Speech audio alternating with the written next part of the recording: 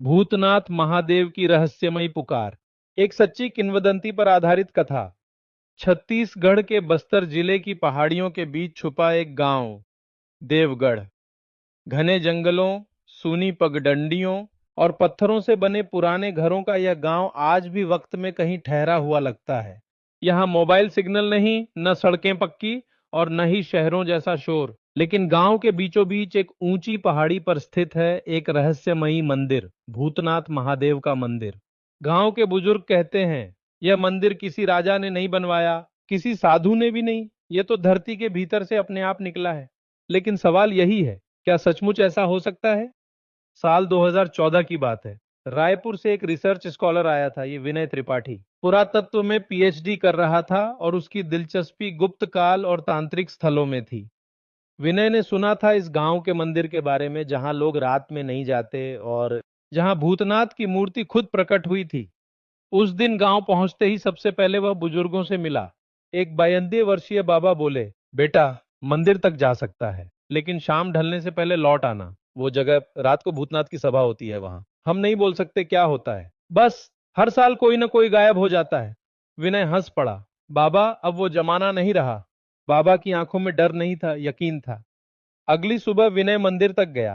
पहाड़ी के रास्ते में जंगली फूल खिले थे, लेकिन वातावरण में अजीब सी खामोशी थी।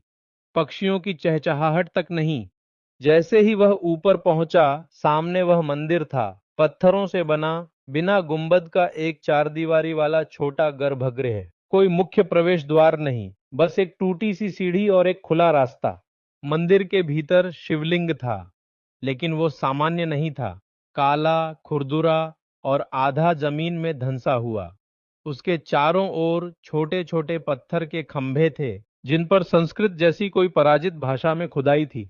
विनय जब झुका और हाथ लगाया, उसकी अंगुलियां तपने लगीं। वो चौंका। धूप में ताप नहीं था, लेकिन शिवलिंग जैसे आग सा तप रहा था। अगले 2 दिनों में विनय ने मंदिर का सर्वेक्षण किया। वो कैमरा लेकर हर शिला, हर चिन्ह को रिकॉर्ड कर रहा था, लेकिन उसे महसूस होने लगा, कोई है जो उसकी गतिविधियों को देख रहा है। रात में वह गांव में रुका, लेकिन हर रात उसे एक ही सपना आता। एक काले वस्त्रों में लिपटा साधु, जो मुंह नहीं खोलता, लेकिन विनय को जंगल की ओर इशारा करता है। तीसरी रात उसे अपने टेरेस पर किसी के चलने की आवाज सुनाई दी। वो दौड़ कर गया, लेकिन वहां कोई नहीं था, सिवाय उसके बैग के पास पड़े एक छोटे से त्रिशूल के, जो वह मंदिर में उस दिन देखा था। वह समझ गया, कुछ है जो उसे बुला रहा है। चौथे दिन उसने एक गुप्त कक्ष खोज निकाला। मंदिर के पीछे एक पत्थर जो धकेलने पर सरकता था। भीतर एक गुफा थी, जहां दीवारों पर तंत्र साधना की चित्रलिपि थी। शव साधना, पंचमकार और तंत्र विद्या के अनेक प्राचीन संकेत। एक शिलालेख पढ़ते ही विनय स्तब्ध रह गया। यहाँ के तांत्रिकों ने भूतनाथ से अमृता की मांग की थी और शिव ने उन्हें भूत योनि में बांध दिया। अब वे रात्रि में इस स्थान पर विचरण करते हैं, इसलिए रात में कोई नहीं आता। इसलिए लोग कहते हैं, यह शिव का नहीं, भूतनाथ का स्थान है। विनय ने जिद की, मैं एक रात मंदिर में बिताऊंगा। अगर कुछ नहीं हुआ तो ये सब कहानियां खत्म। गांव वालों ने मना किया, बुजुर्गों ने हाथ जोड़ लिए, पर विनय नहीं माना। वो रात वह मंदिर के भीतर बैठा। रात के 12 बजे हवा रुक गई। 1 बजे शिवलिंग से धुआं निकलने लगा। 2 बजे मंदिर के चारों ओर छायाएं मंडराने लगीं।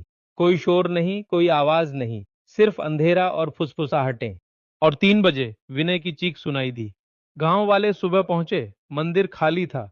सिर्फ विनय की डायरी मिली और उस पर लिखा था, मैंने देख लिया, वो साधु, वो मूर्ति नहीं, जीवित है।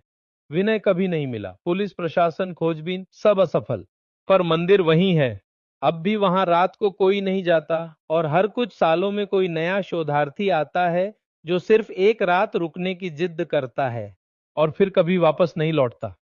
गांव के लोग कहते हैं, भूतनाथ महादेव मंदिर शिव का ही एक रूप है, पर वो रूप जो सिर्फ भूतों, पिशाचों और तांत्रिकों को स्वीकार करता है। और जिसने उसकी पुकार सुनी, वो फिर किसी और आवाज को नहीं सुन सकता।